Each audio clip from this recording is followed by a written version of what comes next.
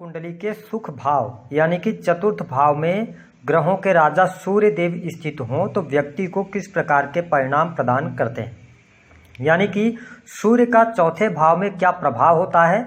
General तौर पे हम जानेंगे कि जब जन्म कुंडली में सूर्य चतुर्थ भाव में होता है तो व्यक्ति के जीवन को किस प्रकार से प्रभावित होता है।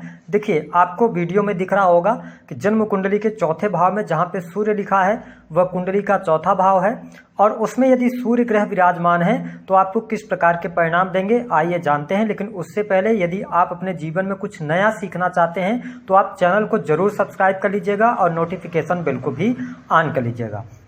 देखिए, हमारे ज्योतिष शास्त्र में सूर्य को ग्रहों का राजा कहा जाता है। सूर्य को आत्मा, पिता, मान सम्मान, सरकारी क्षेत्र, राजनीतिक क्षेत्र, पद, प्रतिष्ठा, यश, कीर्ति, है ना, इन सभी चीजों का कारकत्व प्राप्त है। तो जब सूर्य ग्रह चतुर्थ भाव सुख भाव में होते हैं तो मैंने यह देखा है कि ऐसे लोगों का जो जन्म का समय होता है तो आप लगभग ये मान सकते हैं कि रात्रि में 11 बजे से लेकर और 1 बजे के बीच का होगा, यानी कि 11 बजे रात में, 12 बजे के बाद तो फिर दूसरा दिन शुरू हो जाता है। तो 11 से 12 और 12 से लेकर 1 AM के बीच में सामान्य तौर पर ऐसे लोगों का जन्म देखा जाता है। दूसरी बात यदि हम करें तो जिनका सूर्य चौथे भाव में होता है ऐसे लोग ना बचपन से ही अपने आप को डेवलप करने की तरफ बहुत अग्रसर होते हैं। साथ ही इनकी सीखने की कला इनमें बहुत अच्छी होती है, लर्निंग हैबिट इनमें बहुत अच्छी होती है। साथ ही अगर हम पारिवारिक जीवन की जब बात करते हैं तो सामान्य तौर पर जिनके चौथे भाव में सूर्य विराजमान होते हैं ऐसे लोग संपन्न परिवार में पैदा होते हैं, है ना। और साथ ही देखा गया है कि इनके माता पिता का जो डिसिप्लिन है वह इनके ऊपर प्रभावी रहता है, परिवार बहुत ही ज़्यादा डिसिप्लिन्ड होता है, ये चीज़ें देखने को मिली हैं।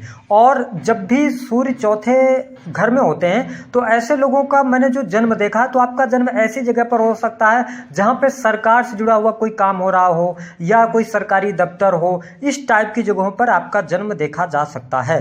अगर हम बात करें तो चतुर्थ भाव में जब सूर्य होगा तो देखिए व्यक्ति बहुत कम उम्र में अपने आप को डेवलप कर लेता है। मैंने कहा ना, डेवलपमेंट पे बहुत ज़्यादा आप लोग ध्यान देते हैं और बहुत ही कम उम्र से ऐसे लोग अर्निंग करना शुरू कर देते हैं, ठीक है। ऐसे लोगों को बहुत जल्दी पैसा अर्न करने की या बहुत जल्दी अपने आप में मैच्योर होने की लालसा होती है और निश्चित तौर पर ये लोग बहुत जल्दी अर्निंग शुरू कर देते हैं। पढ़ाई लिखाई में भी अच्छे होते हैं, पढ़ाई लिखाई में आपको स्कॉलरशिप वगैरह के लिए ज़्यादा प्रयास नहीं करना पड़ता। जिनका सूर्य चौथे भाव में होगा इनको स्कॉलरशिप बहुत जल्दी मतलब मिल जाती है। लेकिन चतुर्थ भाव में सूर्य होने पर मैंने यह देखा है कि व्यक्ति के जीवन में मानसिक तनाव, कंफ्यूजन की स्थिति अवश्य देंगे। और चतुर्थ भाव हृदय का है और सूर्य जैसा ग्रह जब वहां बैठता है तो व्यक्ति कहीं ना कहीं से अशांति को महसूस करता है। आंतरिक तौर पे तनाव, कंफ्यूजन और अशांति इनको देखने को मिलती है। लेकिन मैंने कहा क्यों ऐसा होता है, क्योंकि ये हर चीज को सीखना चाहते हैं,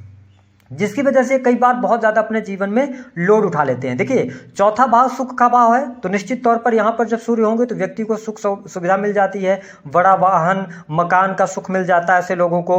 और देखिए, मैंने ये देखा कि ऐसे लोग ना मकान बनाते हैं। देखिए, यहाँ पे हम सामान्य तौर पर सूर्य का प्रभाव की बात कर रहे हैं, ठीक है। और साथ ही ऐसे लोगों का जो घर होगा ना, इंटीरियर बहुत अच्छा इनका होता है, यह भी देखने को मिलता है। साथ ही अगर देखें तो चतुर्थ भाव में जब सूर्य होगा, सूर्य ईगो का भी कारक ग्रह माना जाता है, ठीक है। तो मैंने यह देखा कि भले ही आप संयुक्त परिवार में पैदा हो, परिवार में डिसिप्लिन हो, लेकिन कई बार गृह कलेश का कारण व्यक्ति स्वयं बन जाता है।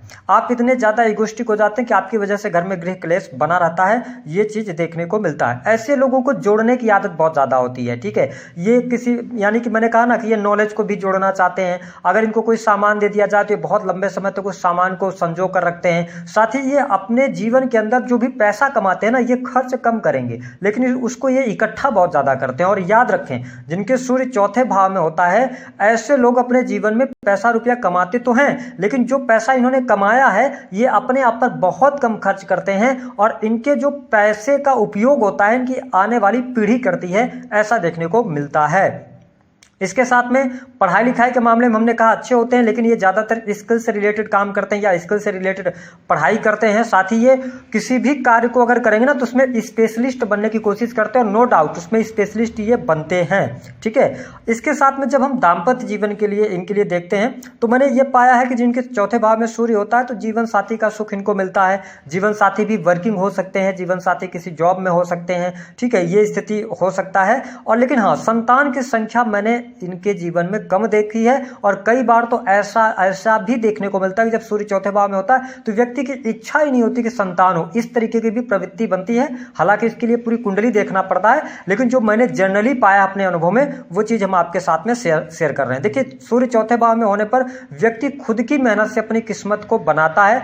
ज्यादातर मैंने ये देखा कि सूर्य जब चौथे भाव में होगा तो ऐसे लोग सरकारी क्षेत्र में या प्राइवेट सेक्टर के अंदर आपको नौकरी करते हुए ज्यादा देखने को मिलते हैं। ठीक है, नौकरी इनके लिए, और नौकरी इनको सूट भी करती है। अगर ये बिजनेस करते हैं, ठीक है, तो बिजनेस अगर करेंगे तो जो आप महसूस कर पाएंगे कि जिनका सूर्य चौथे भाव में होगा ना, तो ये किसी भी चीज को इंप्लीमेंट करना चाहेंगे ना, बहुत अच्छी प्लानिंग कर लेंगे, लेकिन इनकी प्लानिंग जो है ना वो इंप्लीमेंट नहीं हो पाती है। इस प्रकार की स्थिति इनको देखने को मिलती है। अच्छा, अगर सूर्य चौथे भाव में होगा तो मैंने बताया माता पिता के सुख में थोड़ा सा कमी करेंगे, लेकिन माता इनकी मतलब थोड़ा डिसिप्लिन्ड होती हैं, उनका घर में चलता है। ठीक है, इस स्थिति की चीजें होती हैं। हालांकि अगर हम इनके स्वास्थ्य की बात करते हैं तो इनको हार्ट से रिलेटेड प्रॉब्लम, बीपी और शुगर, ये प्रॉब्लम्स इनको परेशान करती है। और अगर सूर्य चौथे भाव में है तो 42 ईयर्स के बाद, यानी कि 43 या 42 ईयर्स के बाद आपको अपनी हेल्थ का बहुत ज़्यादा ध्यान रखना चाहिए, क्योंकि आपको हार्ट अटैक की समस्या, बीपी की समस्या, शुगर, ये चीज़ें रहती हैं। तो आप क्या कर सकते हैं, इसके लिए क्या करें?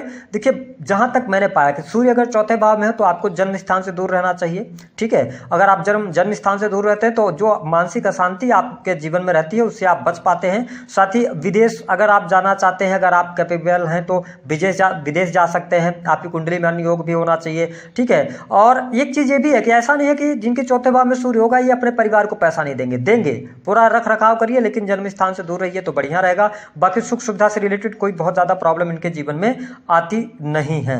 अब अगर हम बात करें कि इनको क्या उपाय करना चाहिए, तो देखिए, अगर आपका सूर्य चौथे भाव के अंदर विराजमान है तो आप जनता से जुड़ सकते हैं, पब्लिक से जुड़े कार्य कर सकते हैं। ठीक है, साथ ही सरकारी क्षेत्र में अच्छा लाभ कमाएंगे। और आपको जो मान सम्मान की जब हम इनके लिए बात करते हैं, तो जब आपकी मिडिल एज क्रॉस करने लगते हैं आप सूर्य चौथे भाव वाले लोग, तब जाके इनके जीवन में धीरे धीरे इनका ओहदा बढ़ता है और साथ ही ये मान सम्मान प्राप्त करते हैं। मैंने यह भी पाया है कि इनका जो मान सम्मान होगा ना, 45 ईयर्स के बाद ही आप मान सम्मान की तरफ अग्रसर होते हैं। और कई बार राजनीतिक क्षेत्र में भी ऐसे लोग अच्छा करते हुए नजर आते हैं। तो ये रहा सूर्य चौथे भाव में बैठकर व्यक्ति को किस प्रकार का रिजल्ट देते हैं, उपाय क्या करना चाहिए। देखिए, चौथे भाव का सूर्य का उपाय यही रहेगा कि आप भगवान सूर्य को अर्घ्य दीजिए, सूर्य के मंत्रों का जप करते रहिए और माता पिता के साथ में अपने संबंधों को बेहतर रखिए, तो आपके लिए सूर्य अच्छे रिजल्ट देंगे। तो दी गई जानकारी पसंद आए तो वीडियो को लाइक कर दें, चैनल को सब्सक्राइब कर दें। जन्म कुंडली के सुख भाव।